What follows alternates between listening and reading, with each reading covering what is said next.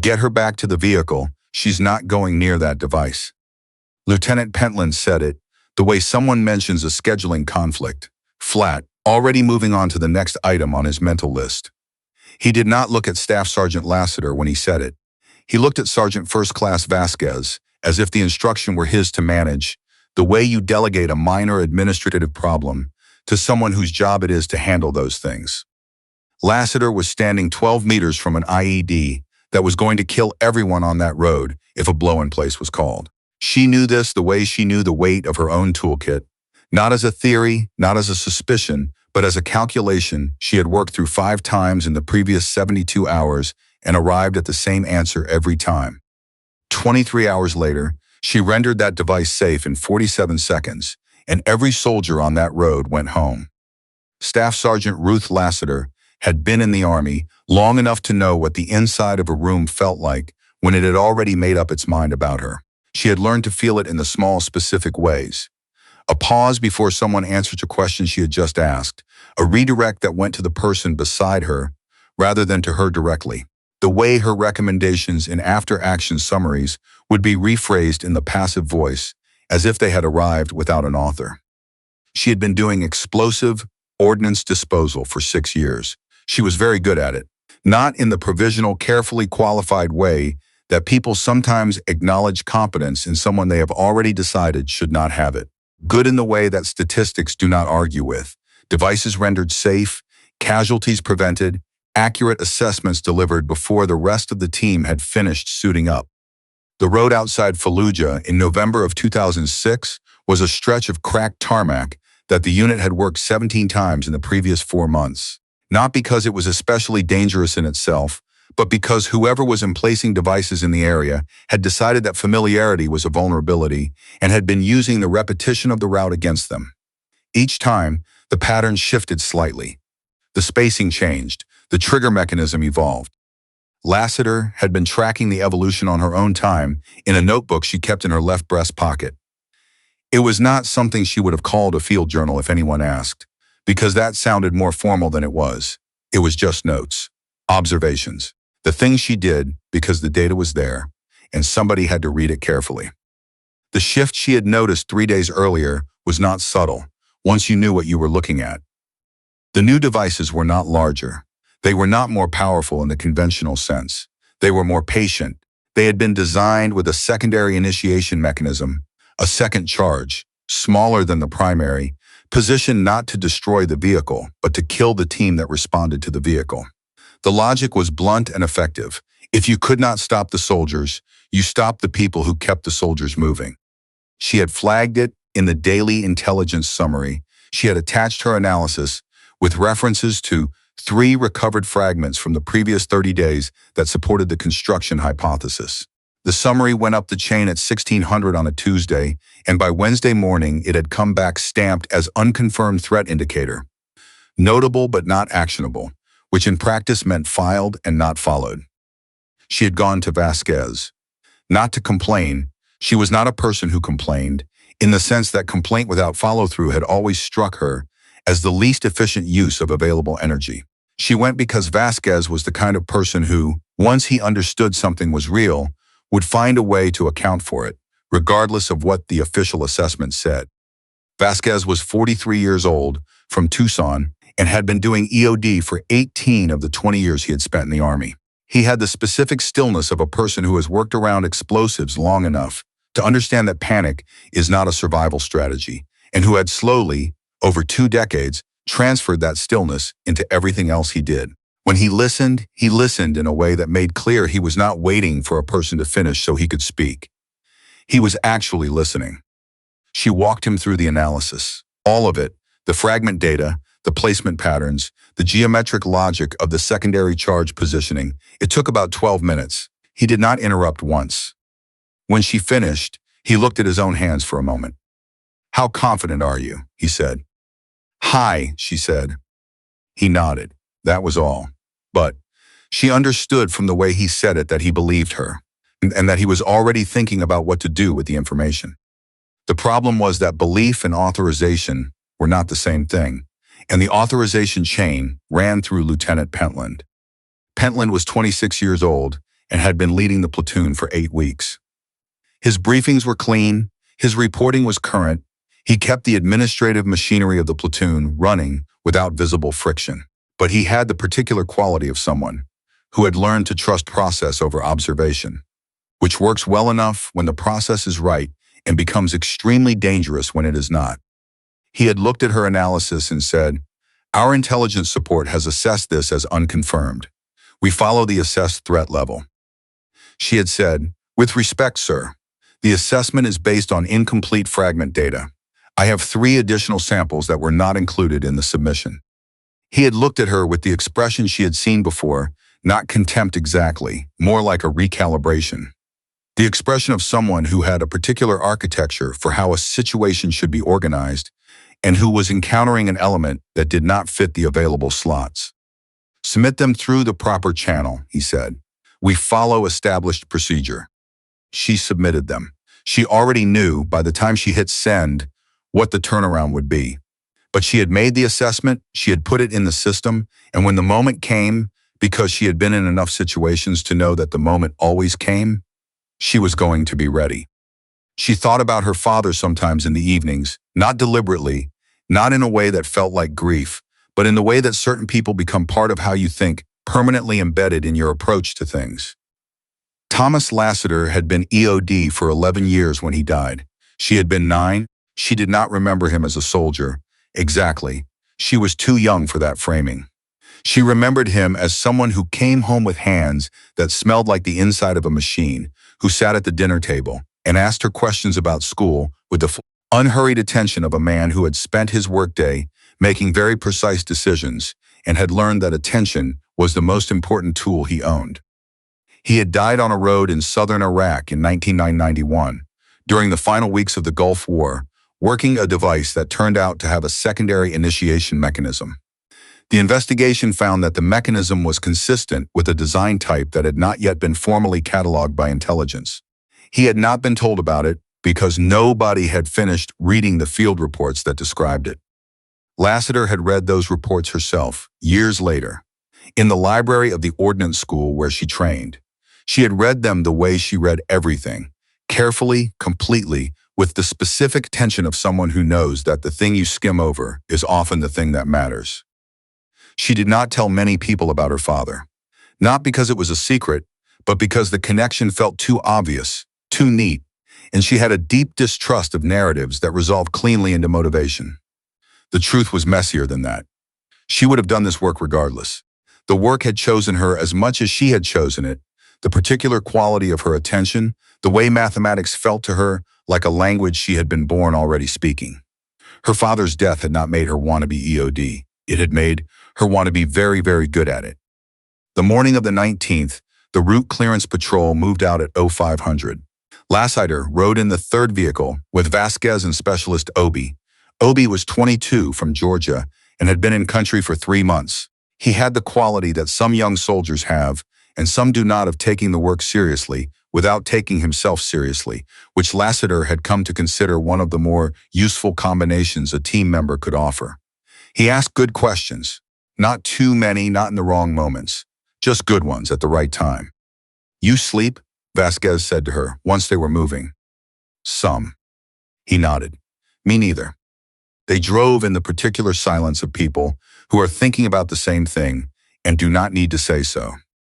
At the 4.3-kilometer mark, the lead vehicle slowed and the radio crackled. Possible indicator, right shoulder, 5 meters from the tarmac edge. Lassiter was out of the vehicle before Vasquez had finished pulling on his gloves. She approached the site from the angle of minimum exposure, which was the angle she had calculated from the satellite imagery of this stretch the previous night. The device was partially exposed, not from sloppiness, she noted immediately, but from design. Enough visible to ensure detection. The visible element was the primary charge. She moved around it in a wide arc, measuring the ground with her eyes. The placement of the disturbed soil to the south-southwest was exactly where she had predicted it would be. The geometry of it was unmistakable once you had read the fragment data. The soil disturbance was not random. It was precise, which meant someone had placed it with care, which meant someone had thought through what she was about to do next and had tried to account for it. She keyed her radio. Lassiter to actual. Confirmed primary at marker 43. I am also showing soil disturbance consistent with secondary initiation placement, south-southwest, approximately 2 meters offset. I need to assess before we call the disposition. Pentland's voice came back immediately. Confirmed IED, standard protocol is blow in place. Move personnel to safe standoff. Sir, I need 2 minutes to assess the secondary indicator before we make that call. Procedure is clear, Sergeant. Blow in place.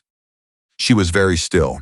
She looked at the ground. She looked at the geometry of the primary charge, the placement of the secondary, the angle of the road, the position of the vehicles. If they initiated a blow in place on the primary, the shock wave from the secondary would propagate directly along the axis of the approach route. The vehicles were sitting in it. It would not destroy them, but it would kill anyone standing between them and the device. Where she was standing, where Vasquez was standing, where Obi was, on the edge of the cleared area, because she had told him to stop there and he had listened. She keyed her radio again. Her voice was the same temperature it always was. Sir, the placement pattern of the secondary indicator suggests it is positioned to engage the response team on initiation of the primary. A blow-in place on the primary will initiate the secondary. I am requesting 2 minutes to confirm and then render safe via manual procedure. Silence. Then, get her back to the vehicle. She's not going near that device. Vasquez appeared beside her. Not rushing, Vasquez never rushed, but present, and looking at her with the particular attention that meant he had heard everything and was deciding what to do about it. Is it there? He said quietly. 2 meters south-southwest, she said.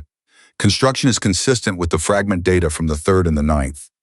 If we blow in place, the secondary goes on this axis. He looked at the ground where she was indicating. He could not see what she was seeing from where he stood. But he had known Lassiter for 7 months, and he had watched her work enough times to understand what it meant when she spoke in the specific tone she was using now. It was not the tone of someone offering a theory. It was the tone of someone delivering a measurement. He got on the radio. His voice was very level, very deliberate, the way it always was when he was saying something that required precision. Actual, this is Vasquez. I'm on site with Lassiter. I'm requesting you come up on the net with me before we proceed with any disposition call. A pause. You have 90 seconds, Sergeant Vasquez. Vasquez looked at Lassiter. She walked him through it in 90 seconds. The fragment data, the placement logic, the physics of secondary initiation. She used no extra words. There were none to spare. When she finished, Vasquez keyed the radio again. Sir, I am concurring with Lassiter's assessment.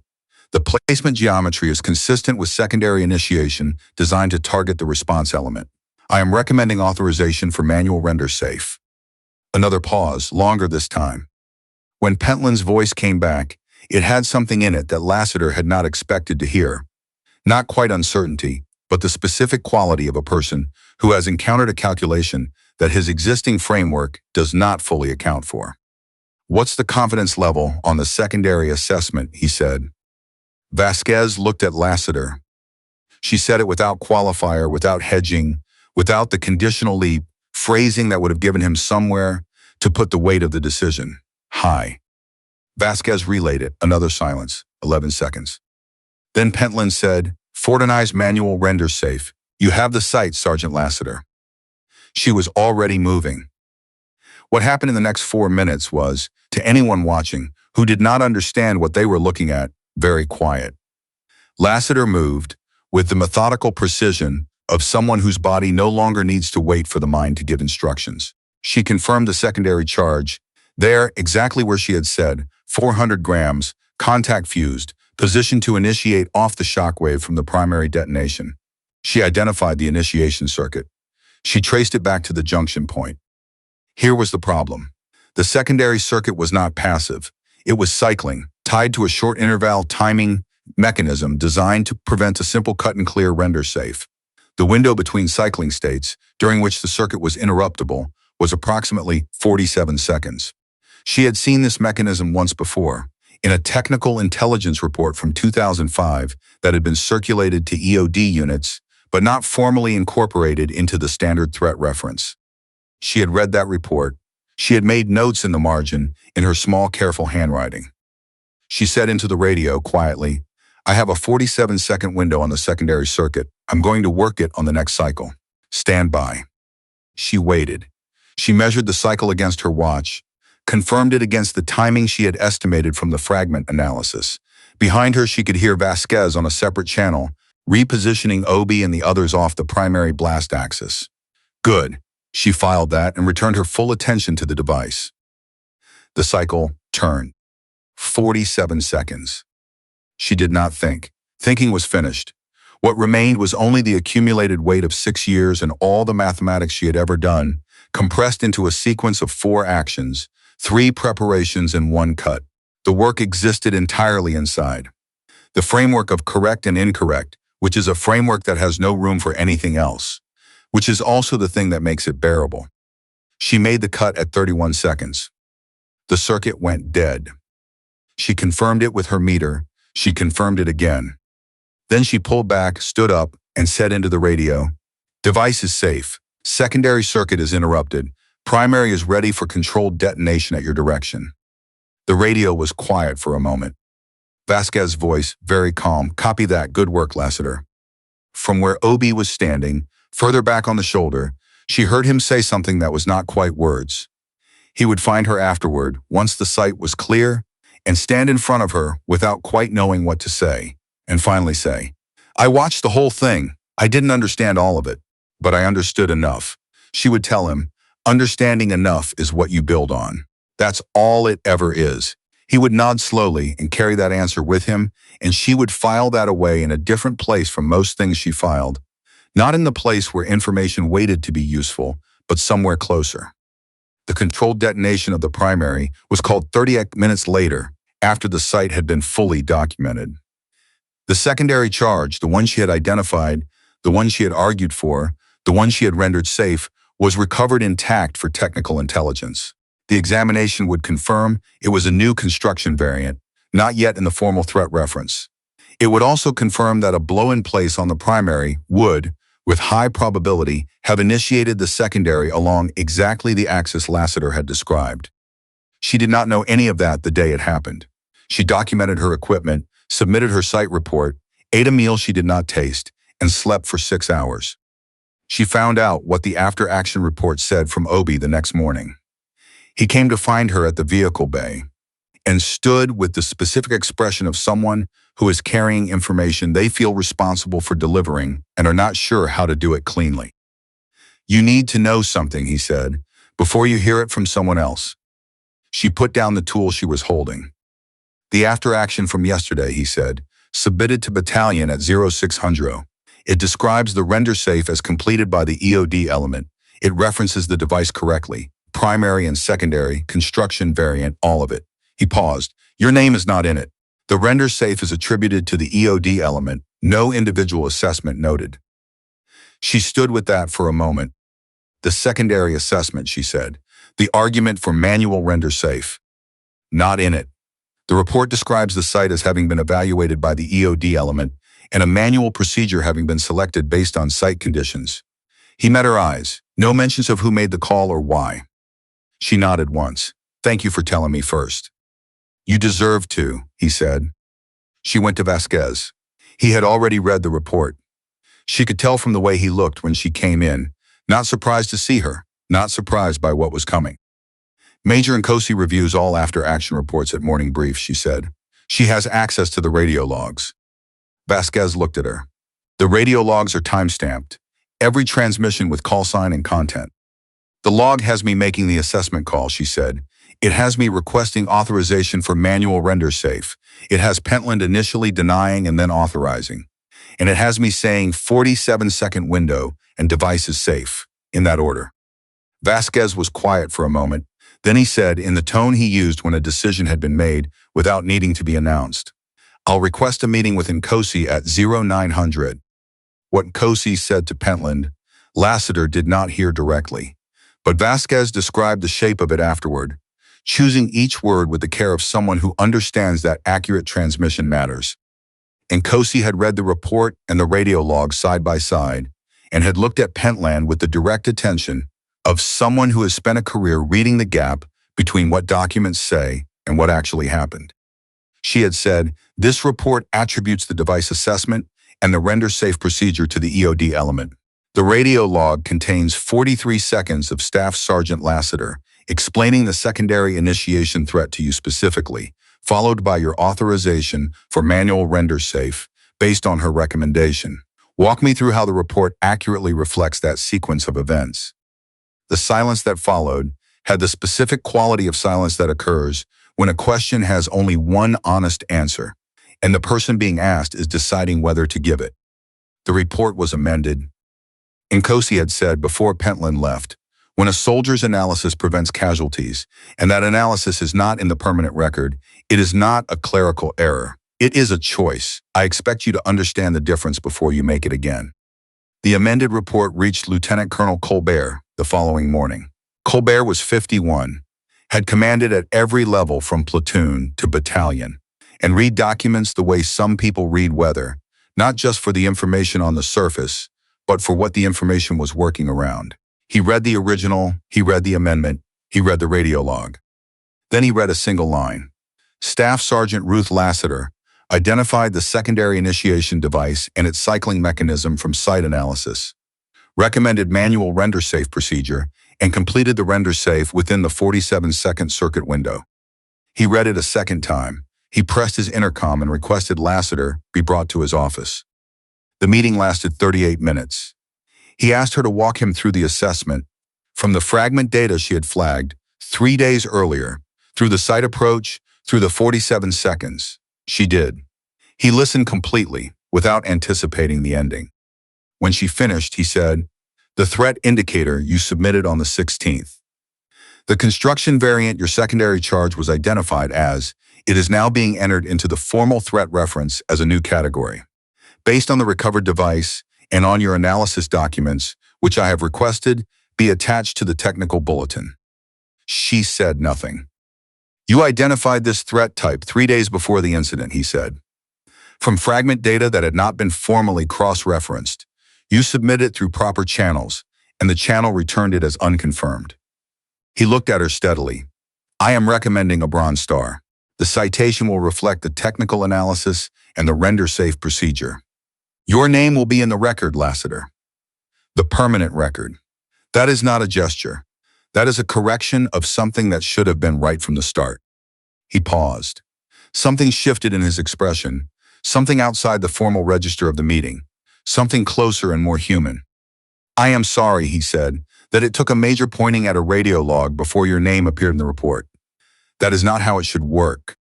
She held his gaze. "No, sir, it is not." She called her mother that evening from the MWR phone at the far end of the operations building. Her mother, Helen Lassiter, was a structural engineer in Burlington and answered on the second ring the way she always answered, not with urgency, but with the quiet, alert readiness of someone who had learned over years of these calls that being present was more important than any particular response she could plan in advance. "Ruth." "Hey, Mom." A beat. "You sound like something happened." Lassiter had thought about how to say it simply, but standing in that building in November, she found that the simple version was the only version she had. "There was a device," she said, "a new construction type. I identified it 3 days before it mattered, and nobody listened. And then it mattered, and I rendered it safe." She paused. It was 47 seconds. Her mother was quiet. "Everyone came home," Lassiter said. The silence that followed had a weight that Lassiter recognized. The weight of a person who has been holding something for a very long time and has just been told she can set it down. "Your father," her mother said, not as the beginning of a sentence, just as a name, the way you say a name when language runs slightly short of what you are carrying. "I know, Mom." "The record," her mother said, because Helen Lassiter had been around military institutions long enough to know that the event and the documentation of the event were different things that did not always travel together. "It is being corrected," Lassiter said. "My name is in it." A long quiet. Then, with the specific directness of a woman who did not perform emotion but also did not hide it. "I am proud of you. I have always been proud of you. But what I am feeling right now does not fit inside a phone call." "I know," Lassiter said. "Me too." Years later, she was at a desk in a training facility when the email arrived. The address was unfamiliar.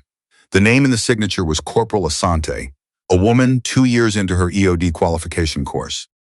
The email was 4 sentences. I found the technical bulletin from 2006 on the secondary initiation variant. Your analysis is attached to it. I have been doing this work for 2 years, and I have never read a field assessment that precise. I needed to write to the person who wrote it. Lassiter read it twice.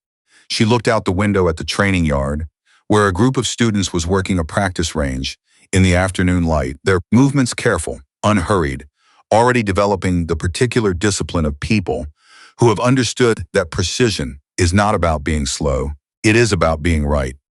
She typed back, start with the fragment data, not the device, the fragments. The device is already done. The fragments are how you see the next one before it exists. That is the whole job. Learn to read what the evidence is telling you before anyone else decides what it means. That is the skill. Everything else follows from it. She sent it and closed her laptop and went back to the report she had been writing. There was new data to read, new construction patterns coming in from the field, new mathematics that needed to be understood before the next team was standing on a road, somewhere making a decision in real time. She read them carefully. She always had. That was who she was.